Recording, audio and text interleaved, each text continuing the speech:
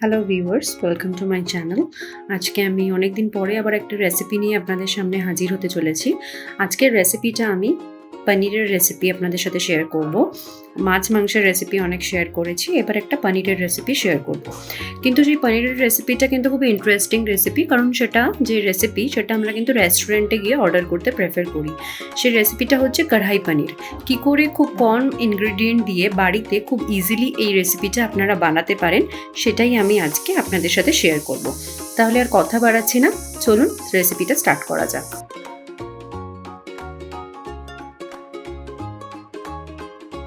কড়াই পনির বানানোর জন্য এখানে আমি 200 গ্রাম পনিরকে কেটে নিয়েছি ছোটো ছোটো পিস করে। এবার এতে আমি নুন দিয়ে দিচ্ছি। বেসিক একটা ম্যারিনেশন আমি করব, তার জন্য আমি অ্যাড করছি 1 চামচ নুন আর 1 চামচ রেড চিলি পাউডার। এটা আমি এবারে জাস্ট হালকা করে চামচ দিয়ে একটু ম্যারিনেট করে নিচ্ছি। এবার আমি এটাকে ফ্রাই করব। এবারে আমি একটা ফ্রাইং প্যান গরম করে তাতে 2 টেবিল স্পুন মতো অয়েল দিয়ে দিয়েছি। এবার এতে আমি পনিরগুলো অ্যাড করে এটাকে হালকা ফ্রাই করে নেব।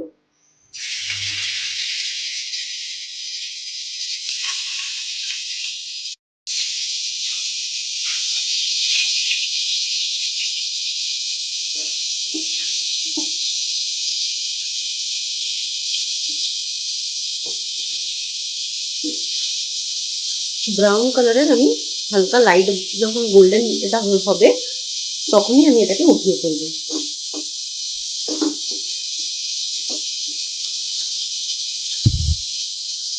পনিরটার কালার চেঞ্জ হয়ে গেছে। পনিরটা কিন্তু ব্রাউন, দেখুন আমি সামনে থেকে দেখিয়ে দিচ্ছি। এটা কিন্তু গোল্ডেন ব্রাউন হয়ে এসছে। আমি কিন্তু এবারে এটাকে তুলে নেবো। পনির কিন্তু কখনোই বেশি ভাজবেন না, তো এটা আমি আর ফ্রাই করবো না। এবারে আমি এটাকে তুলে নিচ্ছি। এবারে ওই সেম তেলেই আমি এখানে ক্যাপসিকাম গুলোকে কিউব কিউব করে কেটে নিয়েছি। সেটা আমি একটু হালকা ফ্রাই করে নেবো, তো আমি এই জন্য এটা ছেড়ে দিচ্ছি তেলের মধ্যে।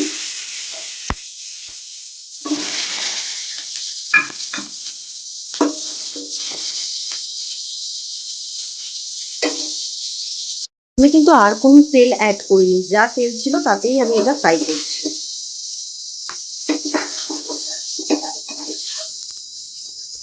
ফ্রাই হয়ে গেছে, এবার এটাকে আমি তুলে নিচ্ছি। কারণ প্যানে কোনো অয়েল অ্যাড করলাম না, আমি এর মধ্যে দিয়ে দিচ্ছি কিউব করে কেটে রাখা পেঁয়াজ।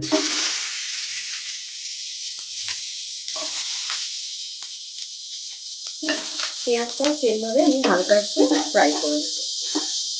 বেশি ওভার ফ্রাই করার কিন্তু কোনো দরকার নেই, কাঁচা কাঁচা ব্যাপারটা যেন থাকে, তবে এটা খেলে মানে যখন আমরা খাবো বেশ ভালো লাগবে। যেরকম রেস্টুরেন্টে করে আমি ঠিক সেইভাবেই এটা করছি।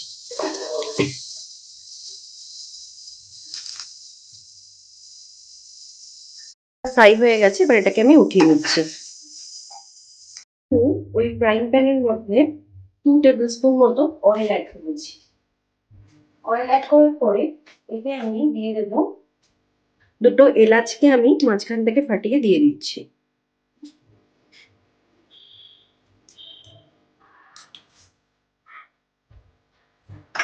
আর তার সাথে দিচ্ছি জিরে, 1 টিস্পুনের মতো জিরে দিলাম। এবারে আমি এখানে একটা পেঁয়াজকে রাফলি চপ করে রেখেছি, সেটা আমি এর মধ্যে অ্যাড করে দেবো।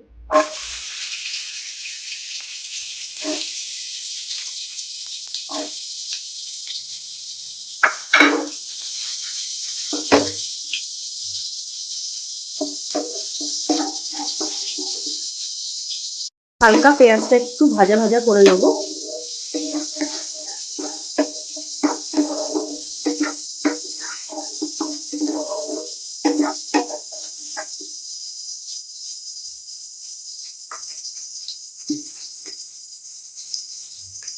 পেঁয়াজটা হালকা ভাজা ভাজা হয়ে গেছে, এবার এতে আমি একটা টমেটো ছোট ছোট করে পিস করে রেখেছি, ওটা দিয়ে দিচ্ছি।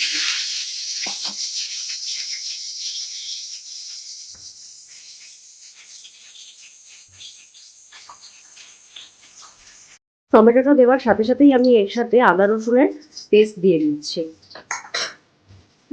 1/2 টিস্পুন মতো আমি আদা রসুনের পেস্ট দিয়েছি। এবার এই সব কিছু ভালো করে যতক্ষণ না কুক হয়ে আসছে ততক্ষণ পর্যন্ত এটাকে আমি কষিয়ে নেব।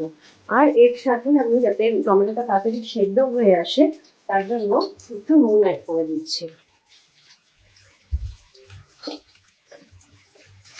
এবার এই সব কিছুকে ভালো করে কষিয়ে নিচ্ছি।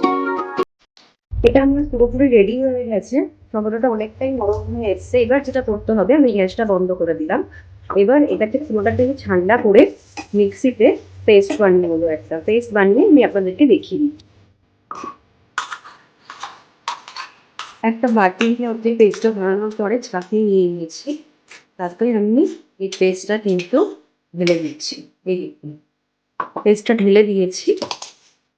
ঢালার পরে চামচটা দিয়ে আমি ঘুরিয়ে নেব, তাহলে যেটা আমি এলাচ দিয়েছি বা যদি কোনো কিছু এক্সেস থাকে সেটা কিন্তু থাকবে না। আমি একটা স্মুথ পেস্ট পাবো, বাকি সব কিছু এর থেকে ডিসকার্ড হয়ে যাবে। তো আমি এই জন্য একটা ছাঁকনির মধ্যে দিয়ে একটা স্পুনের সাহায্যে যেরকম করছি, এই দেখুন নিচে একটা কিরকম সুন্দর স্মুথ পেস্ট আসছে। এইভাবে আমি এটা পুরোটা স্মুথ পেস্টে বাড়বো। সেম প্যানের মধ্যে আমি 2 টেবিল স্পুন অয়েল নিয়েছি। হালকা তেলটা যখন গরম হয়ে আসছে আমি এই যে একটা তেজপাতা আর একটা ছোট সাইজের একটা দারচিনি দিয়ে এতে আমি কি করবো, সামান্য পরিমাণ নিজেরা যতটা ঝাল খাবেন সেই বুঝে লঙ্কার গুঁড়ো দিয়ে দিচ্ছি। লঙ্কার গুঁড়োটা দেওয়ার সাথে সাথে এই পেস্টটা আমি দিই।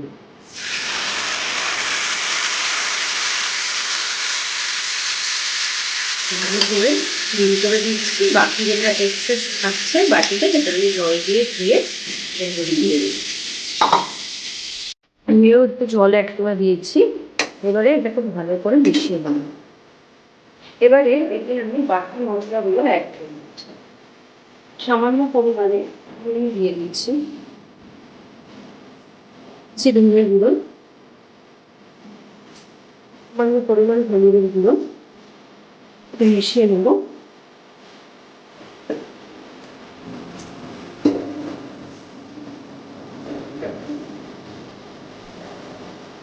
কাশ্মীরি রেড চিলি পাউডার ভালোভাবে টিস্পুন মতো অ্যাড করে দিচ্ছি। এবার কথা থেকে একটা খুব সুন্দর কালার এসছে। এবারে আমি ভালো করে এটাকে মিশিয়ে কিছুক্ষণ অবধি যতক্ষণ না তেলটা বেরোচ্ছে ভালো করে এটাকে আমি কষিয়ে নেব।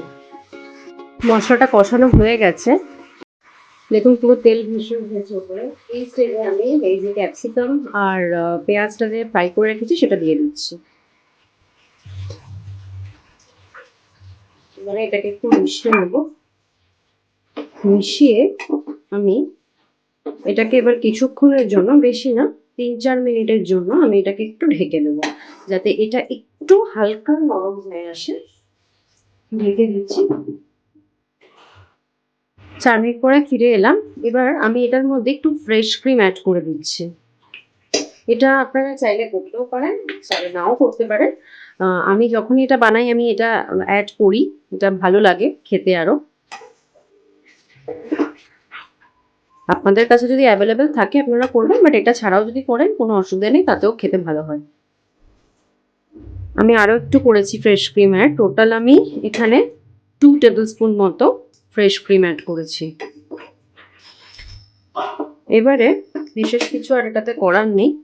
এবারে আমি গ্যাসের ফ্লেমটাকে মিডিয়ামে রাখবো, রেখে যে পনিরগুলো ফ্রাই করে রেখেছিলাম সেটাকে আমি অ্যাড করে দেবো।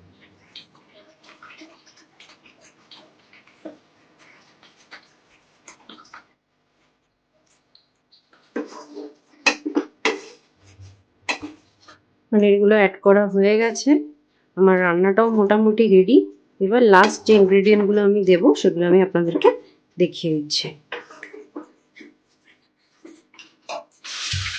প্রথমেই আমি এবারে একটু ধনেপাতা কুচি অ্যাড করে দেবো। ধনেপাতা কুচিটা সবসময় আমরা একদম লাস্টে দিই নামানো, কিন্তু এখানে আমি একদম লাস্টে দেবো না। এখন আমি এটা হিসেবে দিলাম। এটা একটু কুক করে নেবো হালকা। পনিরটা দেওয়ার পরে তো বেশি নাড়া যাবে না, তাহলে পনিরগুলো ভেঙে যাবে।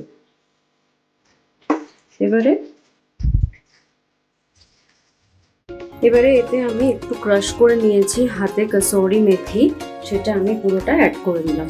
কসুরি মেথিটা কিন্তু অবশ্যই অ্যাড করবেন। এটা রেস্টুরেন্টের মতো যেহেতু বানাচ্ছি, ভীষণ ভালো লাগে। এটার ফ্লেভারটাই খুব আলাদা একটা রান্নায় ফ্লেভার এনে দেয়। এত ইটসেলফ এটার ফ্লেভারটা এত সুন্দর। তো কসুরি মেথি অ্যাড করা হয়ে গেছে। এবার এতে আমি অ্যাড করব খুব সামান্য পরিমাণ গরম মশলা পাউডার, উপর থেকে অ্যাড করে দিচ্ছি। ব্যাস, এবার আমি গ্যাসের ফ্লেমটাকে বন্ধ করে দেবো, দিয়ে আমি এটা সার্ভ করব। তাহলে কড়াই পনির একদম রেডি। আর এটা আপনারা রুটি, পরোটা, ফ্রাইড রাইসের সাথে, পোলাওয়ের সাথে সার্ভ করতে পারেন। তাহলে আপনারা অবশ্যই আমার এই রেসিপিটা ট্রাই করে আমাকে জানাবেন যে আপনাদের কেমন লাগবে।